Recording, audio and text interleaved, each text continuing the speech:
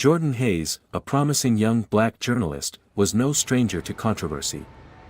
Known for his tenacity and a rare ability to dig out the hidden truths others overlooked, he had a knack for exposing injustice in places where few dared to look. For him, journalism wasn't just a job, it was a calling, a responsibility to his community, and a means to confront the inequality that others turned a blind eye to. When his editor assigned him a story on Maplewood, a high-end suburb with manicured lawns, luxury cars, and a picture-perfect reputation, he knew this wouldn't be an ordinary assignment.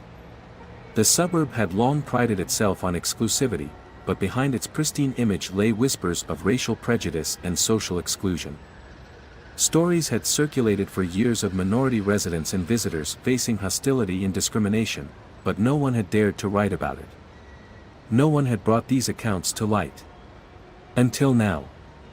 Jordan saw this story as a potential breakthrough, a chance to hold those in power accountable and to reveal a truth that had long been hidden beneath a polished facade. Armed with his notebook, camera, and recorder, he began his investigation, reaching out to former employees, minority residents, and anyone who had experienced Maplewood's invisible, exclusionary practices.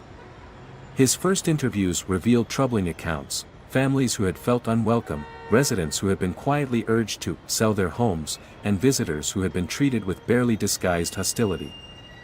As he collected stories, Jordan began connecting the dots, piecing together a dark pattern of discrimination within Maplewood's institutions, from the homeowners association to the local businesses and even the police force. He knew he was getting close to something big, but with each new interview, he also sensed a rising tension. Some locals grew wary of him, casting sideways glances and whispering as he walked by. He noticed unfamiliar cars tailing him, parking nearby, and driving off when he approached. Then one night, while speaking with a source outside a quiet cafe in Maplewood, Jordan noticed something unusual. His car windows were shattered, and a threatening note was taped to his windshield. "Leave well enough alone," it read in stark, scrawled letters. It was a clear warning, but Jordan was unfazed. He was used to skepticism and even hostility, it came with the territory. Yet something about this felt different. The quiet malice in Maplewood, the secrecy, the simmering resentment he'd seen in people's eyes, it was more than the typical pushback he'd encountered before. Refusing to be intimidated, he doubled down on his investigation, digging even deeper. But as he began to uncover the roots of inequality in the community, he could feel an invisible line being drawn, a line he knew he was dangerously close to crossing. "Don't go anywhere, the best is yet to come."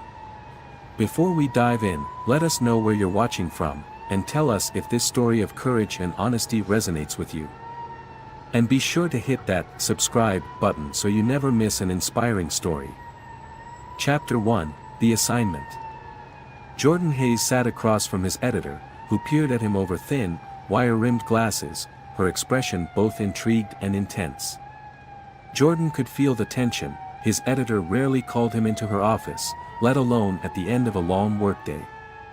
But tonight, she had something big on her mind. "I have a story," she said, choosing her words carefully. "A tough one. One that's been floating around for years but has never been properly told. It's about Maplewood." Jordan's eyes sparked with interest. Maplewood was one of the wealthiest suburbs in the city, known for its pristine streets, exclusive shops, and carefully crafted image. But underneath its glossy exterior lay stories that few dared to discuss openly, whispers of discrimination, exclusion, and a distinct lack of diversity that lingered like a shadow over the suburb's polished reputation. "Maplewood?" Jordan repeated, his curiosity piqued. "What's the angle?" His editor leaned forward, lowering her voice as though the walls had ears. "Racial discrimination. Unspoken policies of exclusion. Subtle, but pervasive. I'm talking about long-standing bias in housing, policing, even local businesses. And I think there's enough here for a deep investigation. But this won't be easy, Jordan. Maplewood's known for keeping things quiet." Jordan felt a surge of excitement mixed with trepidation. This was no small assignment. Tackling a story like this could mean facing off against powerful, influential people who would prefer their secrets stay buried. But for Jordan, this was exactly the kind of story he was made for, the kind that mattered. "I'll take it," he said, his voice steady. He knew what was at stake, but he was ready. His editor smiled, but her expression was tinged with concern. "I knew you would. But be careful. Maplewood's residents aren't used to being questioned, and some of them might not appreciate your inquiries." Jordan nodded, already forming a plan in his mind. He knew that exposing Maplewood's hidden biases would take more than a few polite interviews. He'd need to dig deep, earn the trust of those who have been silenced, and navigate a maze of unspoken rules and guarded secrets. As he left the office that night, Jordan felt a strange mix of excitement and tension. He understood that he wasn't just investigating discrimination, he was stepping into a world where every detail was controlled, where the mere act of questioning could be seen as a threat. This wasn't just any story. This was a story that could redefine Maplewood's image, shake its residents, and give voice to those who had been forced into the shadows. And as he headed home, the weight of that responsibility pressed on him, igniting a resolve to see it through, no matter the cost. Chapter 2, The Cold Welcome. The next morning, Jordan Hayes drove his car through the wide, tree-lined streets of Maplewood, the kind of suburb that seemed lifted from the pages of a luxury real estate magazine. Well-manicured lawns, grand houses with towering pillars, and expensive cars parked in every driveway, it was a world far removed from his own. For a moment, he couldn't help but be struck by the quiet opulence around him. The streets were clean, almost sterile, and everything about the neighborhood seemed designed to convey a sense of prestige and exclusivity. As he pulled up in front of Maplewood's town hall, a few residents turned to glance at him. Their eyes were cold, guarded, and their expressions shifted subtly when they saw him step out of his car. Jordan could feel their gazes follow him as he gathered his things.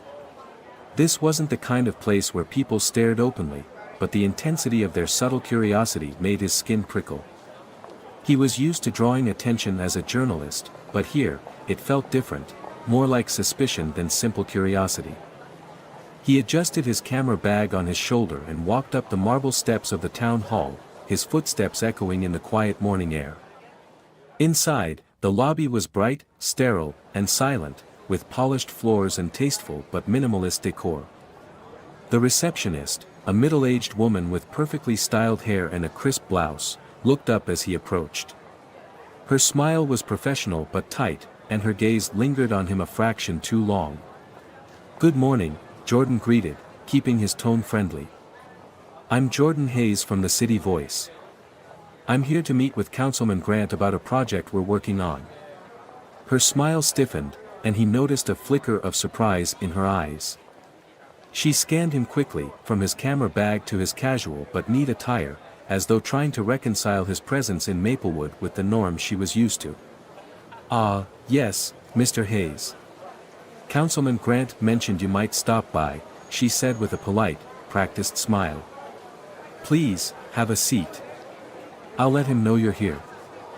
Jordan thanked her and took a seat in the waiting area, feeling the receptionist's gaze on him even after he sat down. He glanced around, noticing the tasteful, framed photos on the walls, images of neighborhood events, the Maplewood founders, and fundraisers for local causes. Each photo showcased the town's pride, but as he looked closer, he realized something else: there was no diversity. Not a single person of color was featured in any of the photos, and the realization only strengthened his resolve. A few minutes later, Councilman Grant entered the lobby, a tall man with silver hair and an air of authority. His handshake was firm, his smile professional, but Jordan couldn't miss the flash of irritation in his eyes as he looked him over. "Mr. Hayes, good to meet you," he said, his voice cordial but clipped. "So, you're the journalist with the big questions?" Jordan noted the hint of sarcasm in his tone but nodded politely. "Yes, sir. I'm interested in exploring Maplewood's community history and understanding how residents feel about living here. It's an opportunity to highlight what makes Maplewood unique." Councilman Grant gave a tight smile, his eyes narrowing slightly. Well, Mr. Hayes, Maplewood is unique because we value tradition and maintain certain standards. We don't usually get much media attention, and I can't say we mind that. The words were cordial enough, but the tone made his message clear: outsiders, especially journalists, were not particularly welcome. Jordan kept his expression neutral, determined not to let Grant's demeanor faze him. I understand. That's why I'd like to speak to a few residents and get their perspective on the community. Grant's smile faded slightly, replaced by a scrutinizing look. Of course, but I would suggest keeping questions light. We're a very private community, Mr. Hayes. We value our privacy, and sometimes, privacy is the key to peace. Jordan nodded, sensing the unspoken warning. Maplewood wasn't just about wealth, it was about control, about shaping who belonged and who didn't. Still, he remained undeterred. I understand completely, Councilman. My goal is simply to show Maplewood as it is, to highlight the community. After a brief, uncomfortable pause, Grant nodded. Good. Let me introduce you to a few residents. But remember, this is a respectable neighborhood. We don't like to make a fuss. He motioned for Jordan to follow him, his back rigid as he led him to the doors of a community hall where a group of residents gathered for their regular morning coffee meetup. As Jordan entered, conversations lulled, and several heads turned, eyes narrowing ever so slightly. He noticed a few forced smiles and polite nods but felt the tension in the room. Grant's voice carried through the space as he introduced Jordan as a journalist from the city, and the phrase hung in the air like a label, marking him as an outsider. One woman in particular, dressed impeccably in pastel, tilted her head, giving him a once-over with an expression that mingled curiosity and distaste. Well, Maplewood has always been a lovely, safe place, she said, her voice pitched just a bit too high, as though to make a point. We're proud of our community. I'm not sure what else needs to be known. Others murmured in agreement, nodding as they sipped their coffee. Jordan smiled, sensing the carefully curated image they were presenting. But he also saw through it, the deflection, the avoidance. These were practiced moves, designed to keep probing questions at bay. As he wrapped up the conversation, politely thanking everyone, he felt an uncomfortable chill run down his spine. Behind the smiles and pleasantries, there was an unmistakable wall, a barrier he'd have to find a way to break down. And from the looks exchanged by those around him, it was clear that if he planned to dig deeper, he wouldn't be doing it with Maplewood's blessing. Chapter 3, Uncovering Dark Secrets. Over the next few days, Jordan Hayes found himself slowly peeling back the layers of Maplewood's immaculate facade. He approached the investigation methodically, knowing that the information he needed wouldn't come easily. He started with records, old newspaper articles, property listings, housing data, and even local council meeting minutes. In Maplewood's public archives, he found a paper trail that, at first glance, seemed ordinary, but upon closer inspection, revealed patterns, coded language in property ads, an unusually high number of rejected applications from minority applicants, and zoning decisions that had a curious way of favoring certain groups over others. Jordan's curiosity grew with each piece of evidence he uncovered. It was clear that Maplewood's exclusivity wasn't an accident, it was carefully maintained. Subtle but telling, phrases like community values and preserving neighborhood character peppered old zoning documents, hinting at a system designed to keep the suburb's demographics homogeneous. A pattern of rejected housing applications emerged, with people of color disproportionately turned away or priced out through conveniently timed market adjustments and escalated property values. To verify his findings, Jordan knew he had to go beyond paperwork. He reached out to Maplewood's few minority residents, those who had managed to settle despite the barriers. These conversations were harder to arrange, residents were hesitant, aware of the quiet resistance to diversity in the community. But eventually, some agreed to meet him in private, off the record at first, testing his intentions. One of his first interviews was with Maria Alvarez, a single mother who had moved to Maplewood 5 years prior. They met in a small, quiet cafe just outside town. As they spoke, Maria lowered her voice, her gaze shifting as if to ensure no one was listening. "Living here isn't easy," Maria admitted. "At first, I thought I was just imagining it, being ignored in stores, getting strange looks at school meetings. But it became obvious pretty quickly. Maplewood has its own way of reminding you that you don't belong." She recounted stories of subtle but persistent alienation, her kids being left out of neighborhood events, complaints about noise when they played outside, and even anonymous letters suggesting she should consider somewhere else, somewhere more fitting. Jordan listened, feeling a cold anger build. He asked if she'd ever considered moving, but Maria shook her head. "I've worked too hard to get here," she said firmly. "And I'm not going to let anyone push us out." Another resident, a retired schoolteacher named Earl Robinson, shared his story as well. Earl had lived in Maplewood for over a decade, one of the few black homeowners in the area. He spoke of the hurdles he'd faced when he first bought his house, from a mysteriously prolonged mortgage approval process to sudden concerns from the neighborhood association about his landscaping choices. "I was naive at first," Earl said, his voice tinged with bitterness. "I thought the bank delays were just routine. But it wasn't until I saw my neighbor move in, same bank, similar property, same price, that I realized I'd been put through extra hoops. It's not something they tell you outright, but you feel it. You learn that Maplewood has its way of keeping things just the way it wants." Jordan took meticulous notes, knowing these stories were vital in exposing the unspoken barriers residents of color faced. As more residents shared similar experiences, a clear picture emerged: Maplewood's exclusivity was no accident. This wasn't just a matter of a few bad actors but rather a pervasive culture of silent discrimination. Yet, the more he uncovered, the more he felt eyes on him. Every time he returned to Maplewood, he noticed the same cars lingering nearby, following him at a distance.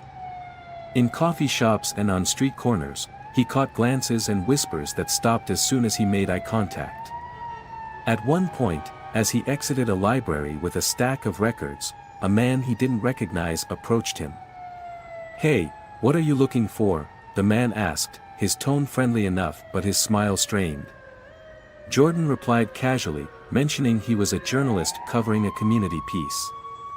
The man's expression hardened slightly, and he leaned in, voice lowering. "Some things are better left alone. Maplewood's a nice place, and we like to keep it that way." Jordan felt a chill run down his spine but maintained a polite smile. He'd encountered resistance before, but this felt like more than a warning, it felt like a line being drawn. As his research continued, Jordan stumbled upon an even darker secret: incidents of racially charged police stops, all undocumented, yet common knowledge among Maplewood's minority residents. Earl had mentioned it briefly, but Jordan found more details after talking with a few others. Some had been pulled over for routine checks multiple times in a single month. Others had faced questioning outside their own homes, asked to verify their address. None of these incidents had made it into police records. Jordan knew he had to dig deeper.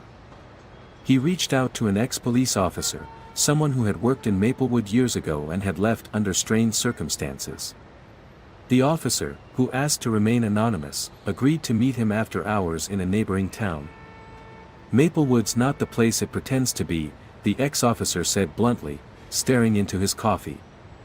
"I tried to change things from the inside, but they made it clear, Maplewood protects its own.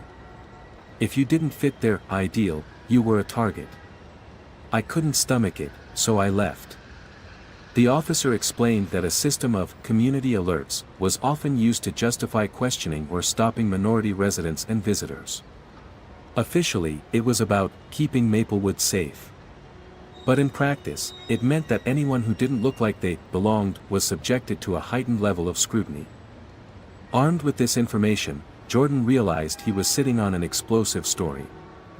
Maplewood's prejudice wasn't just a product of passive ignorance, it was an intentional system of control, carefully maintained by people in power. And now that he was closing in on the truth, he sensed that he'd become a threat. As he left his meeting with the ex-officer, he noticed a car idling nearby. He couldn't shake the feeling that someone was watching his every move, waiting for him to step too far. Chapter 4, The Warning. It was late in the evening when Jordan stepped out of a local diner just outside of Maplewood, where he had spent the last few hours meticulously piecing together his findings.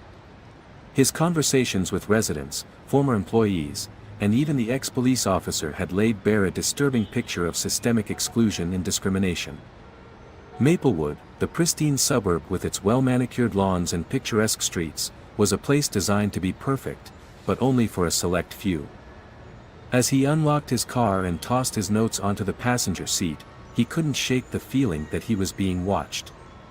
He'd felt it before, the faint tingle of eyes on him, but tonight it felt more pointed, as though a warning lingered in the air. Shaking off the sensation, he climbed into his car and started the engine, the quiet hum grounding him as he drove down the dimly lit street. The drive back to his apartment was uneventful until he noticed, out of the corner of his eye, a dark sedan tailing him a few car lengths behind. At first, he brushed it off as a coincidence, but after several turns and detours, the sedan was still there, shadowing him with an eerie precision. Jordan's stomach tightened, his fingers gripping the wheel a bit harder. He didn't want to overreact, but he couldn't deny the growing tension in his chest. Determined not to show any sign of nerves, he made one last sharp turn, pulling into a nearly empty parking lot of a grocery store and watching from his rearview mirror. Sure enough, the sedan slowed, hesitated, and then drove past, its taillights briefly illuminating the darkness before disappearing around the corner. Jordan took a steadying breath, feeling a mix of relief and apprehension.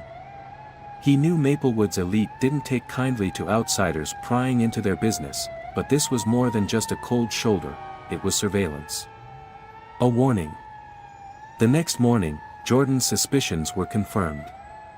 As he approached his car parked outside his apartment building, he saw shards of glass glinting on the pavement beneath his driver's side window, now shattered. His heart sank as he moved closer, the glass crunching under his shoes. A piece of paper, folded and tucked neatly under the windshield wiper, caught his eye. With a sinking feeling, he reached for it, unfolding the note with trembling fingers. "Leave well enough alone. Some places aren't meant to change." The words were written in bold, almost careless scrawl, as though the person who'd written it felt no need to mask their intentions. Jordan scanned the parking lot, his eyes darting to nearby cars, but there was no one in sight. Whoever had left the note wanted him to feel exposed, vulnerable, and they had succeeded. Jordan's mind raced. He knew journalism came with risks, he'd faced them before, but never had he felt such an overt threat, one that felt personal, targeted. He snapped a picture of the note and the shattered window, documenting everything. He would need this evidence. Not just for the police, but for himself, a reminder that his work, though dangerous, mattered. Later that day, he reported the incident, but the officer he spoke to seemed indifferent, barely looking up from his paperwork as Jordan explained the situation. "Probably just some kids, or maybe a random act of vandalism," the officer said with a shrug. "We'll file a report, but these things happen." "Random act of vandalism?" Jordan repeated, feeling a flare of frustration. He held up the photo of the note on his phone. "This was no accident. Someone wants me to back off." The officer glanced briefly at the photo, nodded, but offered nothing more than a half-hearted assurance that they'd look into it. Jordan left the station feeling more unsettled than before, as though the very institution meant to protect him was another extension of Maplewood's tightly controlled power structure. Determined not to let the warning shake him, Jordan drove to a nearby park and found a bench, where he sat down to clear his head. The note had been designed to intimidate him, but he was no stranger to intimidation tactics. Yet, this was different, the stakes felt higher, the resistance more organized. Maplewood's elite were signaling that he had crossed a line, that his investigation was no longer welcome.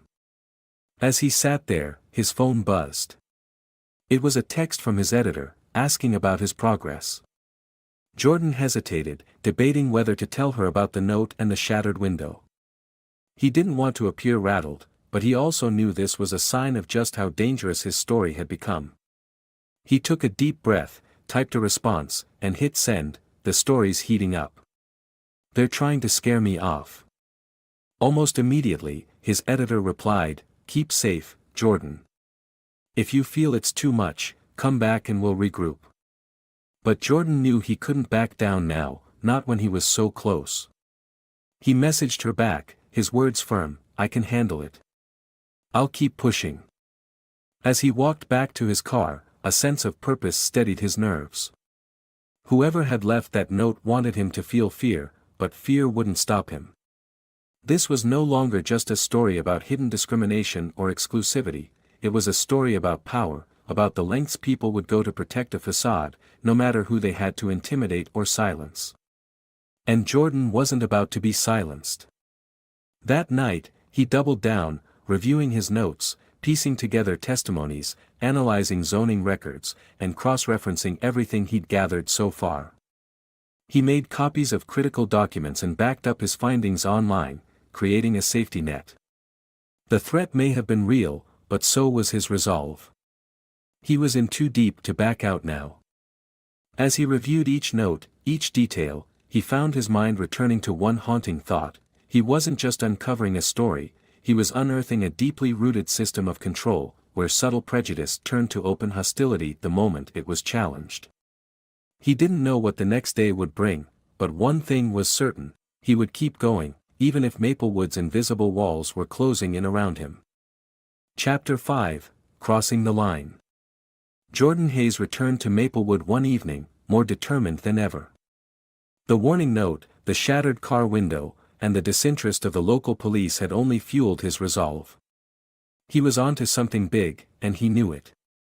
But tonight, the weight of what he was uncovering felt heavier. The exclusivity, the invisible walls of Maplewood's values, were crafted to keep people out, to protect a way of life meant only for those who looked and thought a certain way. He parked his car a few blocks from his destination, a dimly lit neighborhood where a local contact had agreed to meet him in secret. The man, a groundskeeper who had worked in Maplewood for over 20 years, had hinted he knew, more than he should, about the discrimination that shaped the suburb. But as Jordan walked along the quiet streets, he couldn't shake the feeling of being watched, as though the shadows themselves were closing in around him. The street was silent, with only a few cars parked here and there, their sleek exteriors glinting under the streetlights. Large, stately homes lined the road, their windows dark and silent, like watchful eyes monitoring his every step. He reached the end of the block and waited, glancing around. His contact was supposed to meet him here, but there was no sign of him. Then he heard footsteps. Quick, heavy, and unmistakably coming closer. Turning, Jordan saw 3 men approaching him. Their faces were partially obscured by the shadows, but their body language made it clear that they were not there for a friendly chat. One of them, a tall man with a sturdy build, stepped forward, arms crossed. He looked Jordan up and down with an expression that held equal parts disdain and amusement. "Well, well. Looks like the city boy's lost," the man said, his voice low and mocking. "Didn't anyone tell you this isn't the kind of place where strangers just wander around?" Jordan tried to keep his voice steady, hiding his unease. "I'm a journalist. I'm here working on a story." The man's lips curled into a smirk. "Oh, we know who you are. We've seen you poking around, asking questions where you shouldn't. You think you can just waltz in here, make us look like the bad guys, and walk away?" Jordan's heart pounded, but he met the man's gaze, refusing to look away. "I'm here to tell the truth about Maplewood, and from the looks of it, some people aren't too happy about that." At this, the man laughed, a cold, humorless sound. "You're right about that," he said, taking a step closer. "Because we don't take kindly to people who stir up trouble, especially outsiders who don't know their place." Before Jordan could respond, another man lunged forward, shoving him hard in the chest. Jordan stumbled, struggling to keep his balance, but they didn't give him a chance to regain his footing. A second man grabbed him by the collar, slamming him back against the side of a nearby car, his head hitting the metal with a sickening thud. Stars burst in his vision, and he fought to stay conscious as a wave of pain surged through him. "Think you're some kind of hero, huh?" the first man sneered, leaning close. "Think you can come in here and ruin what we've built?" Jordan gasped, struggling for breath, his body pinned against the car. "What you've built," he managed, his voice hoarse. "You mean your little bubble of exclusion and hate?" The words seemed to strike a nerve. The man's face twisted in anger, and he swung his fist, landing a brutal punch to Jordan's stomach. Pain exploded through him, leaving him doubled over, gasping for air. But the men didn't relent. They took turns, their fists and kicks raining down on him, each blow carrying the weight of years of pent-up resentment and anger, their actions fueled by a shared belief that people like Jordan didn't belong in their world. As the assault continued, Jordan's mind drifted in and out of focus, his thoughts fragmented by the relentless pain. He had come to Maplewood hoping to shed light on its secrets, but he hadn't expected this, a brutal reminder of how deeply prejudice was ingrained here. He could feel his strength slipping, but he refused to let go, clinging to the thought that his work meant something, that the truth mattered. Finally, the men stepped back, their breathing heavy. One of them spat on the ground beside him, their expressions a mix of contempt and satisfaction. "This is what happens when you cross the line, city boy," the leader sneered. "You come back here again, and we won't go so easy on you." They turned and walked away, leaving Jordan crumpled on the ground, his body battered, his vision blurred. Every part of him ached, but as he lay there, struggling to regain his breath, a new feeling took hold, a fierce, burning resolve. They had tried to break him, to silence him, but instead, they had only strengthened his determination. He knew now, more than ever, that his story needed to be told. As he finally managed to push himself up, pain shooting through his ribs, he could feel a shift within himself. This wasn't just a story anymore, it was a fight for justice, a fight for all those who had been silenced, pushed out, or broken by Maplewood's values. They had tried to show him his place, but all they had done was show him that this was where he needed to be. Staggering to his feet, Jordan took a shaky breath, the words from his notebook ringing in his mind, "Some lines, once crossed, can never be uncrossed." Tonight, he had crossed that line. And he knew he wouldn't rest until Maplewood's secrets were laid bare for everyone to see. Chapter 6, Rescue and Recovery. Jordan Hayes lay motionless on the cold pavement, his body battered and bruised, his vision swimming in and out of focus. Every breath sent a sharp pain radiating through his ribs, and his head throbbed from the brutal force of the blows he'd endured. The assault had left him disoriented, each fragment of memory clouded by searing pain. All he could remember was the mocking laughter of his attackers, their taunts echoing in his mind as he struggled to stay conscious. They had left him here alone, in the shadows of the pristine Maplewood streets, as though he were nothing more than discarded trash. Minutes, maybe hours, passed in a haze of pain. Jordan wasn't sure how long he lay there, barely holding on to the last shreds of consciousness. The silence around him felt oppressive, like the town itself was complicit in his suffering, indifferent to the brutality it had silently sanctioned. Just as he began to slip into darkness, a light suddenly pierced the quiet, headlights from a car approaching. The vehicle slowed, and through his blurred vision, Jordan saw a figure step out. The person was cautious, moving closer until they finally knelt beside him. "Oh my God," a woman's voice gasped, full of shock and alarm. She placed a gentle hand on his shoulder, her touch surprisingly warm against his bruised skin. "Are you all right? Can you hear me?" Jordan's lips parted, but only a faint, barely audible groan escaped. She quickly fished her phone from her pocket, her fingers trembling as she dialed for help. "Yes, this is an emergency," she said, her voice steady but laced with urgency. "There's a man here, he's been attacked. He's hurt badly. We need an ambulance immediately." As she spoke to the dispatcher, she glanced back at Jordan, her eyes filled with a mixture of empathy and horror. She stayed by his side, gently talking to him, urging him to hold on. "Help is coming. Just stay with me, okay? Don't close your eyes." Her voice, calm and insistent, became an anchor in the midst of his pain. Jordan forced his eyes to stay open, focusing on her words, letting them pull him back from the edge. The sound of approaching sirens soon filled the air, their wails growing louder as they neared. Within minutes, paramedics arrived, quickly assessing Jordan's injuries. They carefully lifted him onto a stretcher, their voices muffled yet reassuring as they assured him he'd be taken care of. The pain was overwhelming, but knowing that he was finally safe brought him a small measure of relief. The ambulance ride to the hospital was a blur, with paramedics working efficiently to stabilize him, their faces determined as they administered pain relief and checked his vitals. Jordan drifted in and out of consciousness, each second feeling like an eternity, but the weight of his fear began to lift, replaced by a simmering resolve. He was alive. He had survived the assault, and now he had a chance to make it matter. When he finally arrived at the hospital, a team of doctors and nurses sprang into action.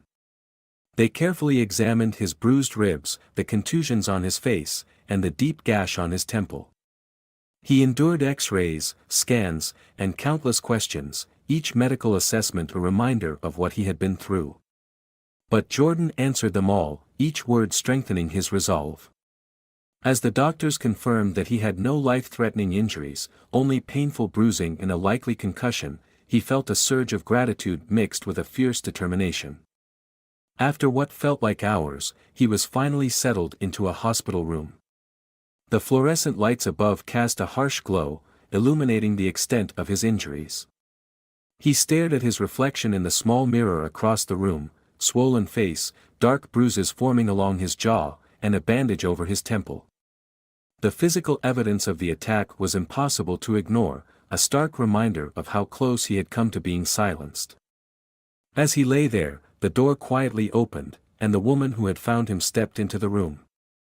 She hesitated at the doorway before approaching, a look of concern etched on her face. "I wanted to check on you," she said softly. "I wasn't sure if you'd even remember me." Jordan managed a weak smile, grateful for her kindness. "I remember. Thank you, for helping me. I don't think I'd be here if it weren't for you." She shook her head. "No one deserves to be left like that. I just did what anyone would do." Her expression turned serious as she continued. "I'm sorry for what happened to you. I don't know why anyone would. I mean, I've heard rumors about Maplewood, but I didn't think," she trailed off, struggling to find the right words. Jordan's gaze hardened. "They did this because they didn't want their secrets exposed. Because I was getting too close." The woman nodded slowly, understanding dawning in her eyes. "Maplewood isn't what it pretends to be, is it?" Her words hung heavy in the air, and Jordan could see the mix of realization and guilt in her expression. She had lived in this community, perhaps unknowingly benefiting from the very discrimination he was trying to expose. "No," he replied, his voice steady despite the pain. "It's not. And that's why I have to finish this." The woman gave him a faint smile, admiration in her eyes. "I can't imagine the strength it must take to keep going. But I can see you're not the type to give up." After she left, Jordan lay back, staring at the ceiling as determination surged within him. This was no longer just an investigation, it had become a personal mission, a battle against a system that sought to silence and exclude. They had tried to break him, to send him away with threats and violence, but all they had done was fuel his resolve. Later, his phone buzzed, and he saw a message from his editor. "Heard about what happened. Don't worry, your work is safe. We're with you every step of the way. When you're ready, we'll publish the truth." Jordan felt a weight lift from his chest, his editor's words a reminder that he wasn't alone. He wasn't the only one who believed in the importance of exposing Maplewood's dark secrets. People were watching, waiting, and ready to support him. This wasn't just his fight anymore, it was a fight for all those who had been silenced. In the quiet of his hospital room, Jordan made a vow to himself. He would recover, and he would return to Maplewood, not as an outsider to be pushed around, but as a journalist who would shine a light on every shadow this town tried to hide. His bruises would heal, his strength would return, and when it did, he would finish the story he had started. In that moment, his pain transformed into purpose, and he knew that Maplewood's days of hiding behind its facade were numbered. Chapter 7: The Article That Shakes Maplewood. After days in the hospital and a slow, painful recovery, Jordan Hayes was finally ready. Bruises had faded, though some pain lingered, and his movements were slower than usual. But his resolve had never been stronger. Back in his apartment, he sat at his desk, surrounded by stacks of notes, photos, interview transcripts, and documents he'd collected over weeks of relentless work. Each piece was a story waiting to be told, a puzzle piece in the larger, disturbing picture of Maplewood's carefully guarded exclusivity. Jordan took a deep breath, fingers poised over his keyboard. He knew that what he was about to write would be more than just an article, it was a reckoning. His hands shook slightly, not from fear, but from the anticipation of finally exposing the truth about Maplewood. He began typing, his words precise, every sentence sharpened by weeks of frustration, anger, and resilience. The title came to him almost instantly: The Hidden Side of Maplewood, a town built on exclusion and silence. With each paragraph, he laid out the foundations of Maplewood's unspoken but meticulously maintained discriminatory practices. He started with the history, zoning regulations filled with coded language, designed to keep out certain groups under the guise of preserving community character. He described how, over the decades, Maplewood's leaders had subtly shaped policies to make the suburb accessible only to a select few, enforcing invisible but unbreakable barriers. These weren't just policies, they were a blueprint for exclusion. Jordan meticulously recounted the stories of residents like Maria Alvarez, who had been quietly but repeatedly reminded she didn't belong. He wrote about Earl Robinson, the black homeowner who had been put through extra screenings and questioned more times than he could count, simply for trying to live a normal life in a neighborhood that saw him as an outsider. With each story, he layered details, pulling readers into the lived experiences of those who had been silenced by Maplewood's polite but oppressive exclusion. Next, he focused on the town's police department and the experiences of minorities who had been stopped, questioned, or even harassed without cause. Jordan had heard stories of residents being pulled over for routine checks multiple times a month, always told it was for their own safety. He described the vague, community alerts Maplewood's police used to justify these stops, revealing how even law enforcement was complicit in protecting Maplewood's exclusivity under the guise of safety. As he typed, he recalled his own brutal assault, the night when he, too, had been put in his place by a group of men determined to silence him. For a moment, he hesitated, his hands freezing over the keyboard. The attack had left him with more than physical scars, it had nearly broken him.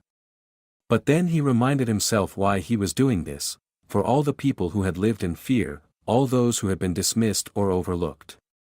He detailed the attack, not for sympathy, but as a testament to the lengths Maplewood's power brokers would go to protect their way of life.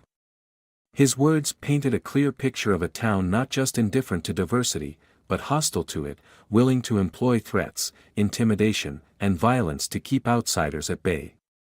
As he described the moments leading up to the assault and his recovery, he felt the strength of his story come alive, each sentence a declaration that he would not be silenced. Jordan then moved to Maplewood's local government. He had uncovered meeting transcripts, memos, and zoning records that revealed the unspoken policies meant to preserve the town's exclusivity.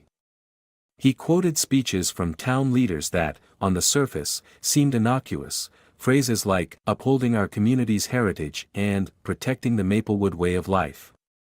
But Jordan skillfully dissected their words, demonstrating how this coded language had, for decades, served as a way to justify exclusion without ever having to say it outright.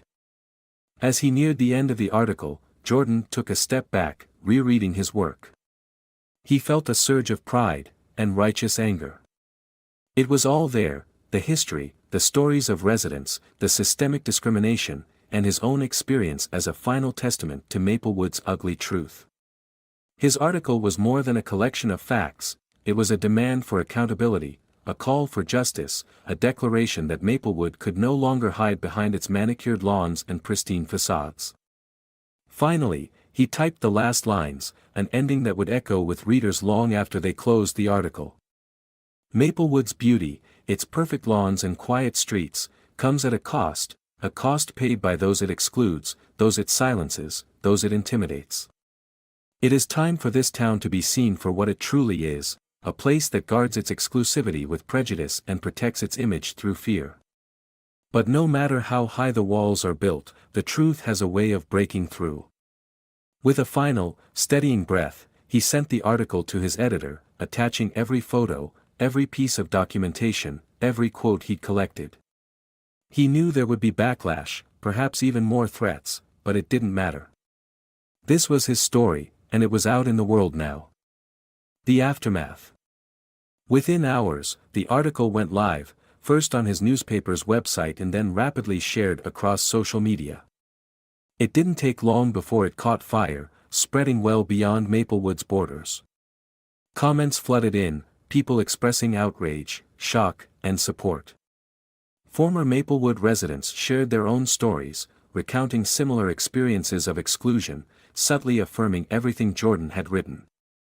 News outlets picked up the story, and soon Jordan found himself fielding calls for interviews, his phone buzzing with messages from journalists, activists, and supporters. The story was bigger than he had anticipated, striking a nerve not just in Maplewood, but across the state and even the country. His article became a catalyst for conversations about covert discrimination, exclusionary zoning, and the hidden racism embedded within America's most respectable communities. Within days, Maplewood was thrust into the national spotlight. Local leaders scrambled to issue statements, denouncing the article as sensationalized and claiming that Jordan's portrayal was unfair. But the damage was done, and denials only further fueled public curiosity. Maplewood's pristine image, carefully constructed over decades, had been shattered. Protests erupted outside the town hall, with residents from neighboring communities joining in solidarity. Signs bearing messages like "End the Exclusion," "Maplewood's Shame," and "Justice for All" filled the streets, a stark contrast to the town's usual quiet orderliness. Minority residents of Maplewood, emboldened by the outpouring of support, shared their stories publicly for the first time, adding fuel to the fire Jordan had ignited. Maplewood's police department and local government faced mounting pressure. Civil rights organizations demanded an investigation into the town's practices, and city council meetings were packed with residents and activists calling for accountability. Jordan's article had sparked a movement, one that challenged Maplewood's power structures and forced its leaders to confront the ugly truths they had tried so hard to bury. And through it all, Jordan watched, both humbled and proud. He had set out to uncover a hidden story, and in doing so, had given voice to those who had long been silenced. The bruises and scars he carried were a reminder of the cost, but they were also a testament to the strength it took to bring the truth to light. Maplewood, once a symbol of quiet exclusivity, was now a battleground for justice, and it would never be the same. Chapter 8: Justice and a Changed Landscape. In the weeks following the publication of Jordan's article, the picturesque suburb of Maplewood became the epicenter of a national conversation about race, privilege, and power. The town, once celebrated for its pristine streets and tight-knit, community values, was now under intense scrutiny. Journalists from around the country descended upon Maplewood, interviewing residents, uncovering new stories, and revealing how the suburb's exclusivity had been meticulously maintained through unspoken rules and covert discrimination. The backlash was swift. Under pressure, Maplewood's mayor and city council called an emergency town meeting, a rare occurrence that drew crowds from within and outside the community. People gathered on the steps of City Hall, carrying signs and chanting slogans like "Maplewood for everyone" and "Equal rights, equal lives." Even lifelong residents who had once bought into the suburb's ideals were beginning to question the values they had accepted for so long. Inside City Hall, the atmosphere was tense. Jordan, still recovering from the assault but unwilling to miss this pivotal moment, sat in the back row, watching as local officials took the stand. Councilman Grant, one of the key figures Jordan had highlighted in his article, approached the microphone, his face pale, eyes avoiding the crowd. He tried to brush off the allegations, labeling them as exaggerations and misunderstandings, but the room filled with murmurs of dissent. The public wasn't buying it. Several Maplewood residents, emboldened by Jordan's courage, took turns sharing their experiences, describing years of being subtly shut out, ignored, or pressured to leave. Some minority residents spoke about the community alerts that had led to frequent police stops. Others recounted being told by realtors that certain homes were already under contract, only to find out they weren't. The stories of exclusion, once shared in hushed whispers, were now amplified for all to hear. As the testimonies continued, Councilman Grant's attempt to control the narrative unraveled. The community was no longer willing to let their voices be silenced, and the town's officials were forced to confront the harsh reality that Maplewood's exclusivity had come at the cost of equality and justice. Legal action and reform. Soon after the meeting, civil rights organizations and advocacy groups demanded an investigation into Maplewood's practices. The state launched an inquiry, uncovering decades of exclusionary zoning, selective policing, and targeted pressure against minority residents. Public records revealed countless instances where officials had overlooked or dismissed complaints of discrimination, maintaining a system that protected the town's carefully curated image at the expense of inclusivity. The fallout was massive. Councilman Grant, along with several other town leaders, resigned amidst public outrage. Maplewood's police chief, long accused of endorsing biased practices, was suspended, and an independent review of the department was ordered.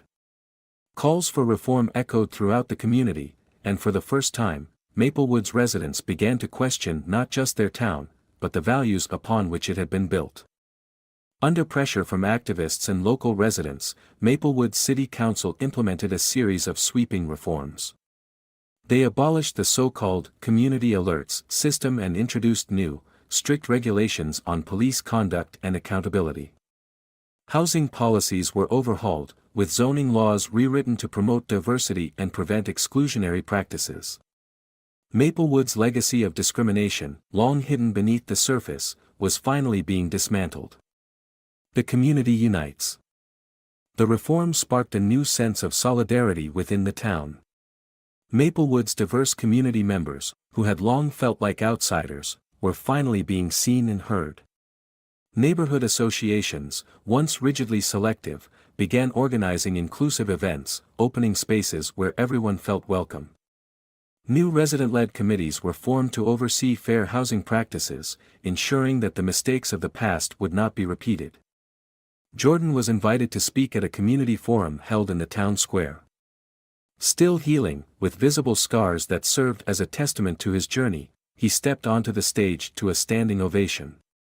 He looked out at the crowd, a mixture of faces old and new, and felt a surge of pride. These were the people he had fought for, the community he had risked everything to defend. Taking a deep breath, Jordan began, his voice strong but full of emotion. Maplewood isn't the first place to struggle with hidden prejudice, and it won't be the last. But today, we're taking a step forward. We're acknowledging the pain that was caused, the voices that were silenced, and the people who were forced to leave. Real change starts with each of us, right here. The crowd listened in silence, some with tears in their eyes. Jordan spoke of resilience, unity, and the importance of challenging systems that exclude rather than embrace. It's not easy to confront our own biases or to admit when we've done wrong, he continued, his gaze meeting the faces of those who had once been part of Maplewood's exclusive bubble. But it's necessary. It's how we heal, how we grow, and how we build a future that's open to everyone. A legacy of change. Over the following months, the impact of Jordan's article continued to ripple outward.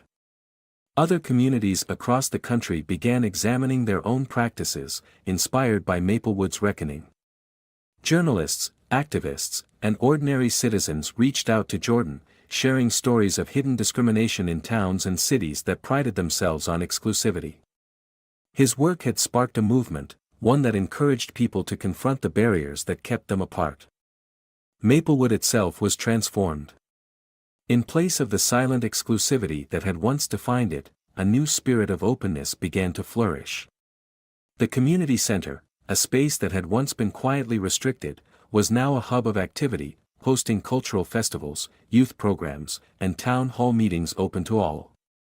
Neighborhood events welcomed newcomers, and conversations about diversity and inclusion became a regular part of Maplewood's culture. Jordan continued his work as a journalist, his story now part of his legacy.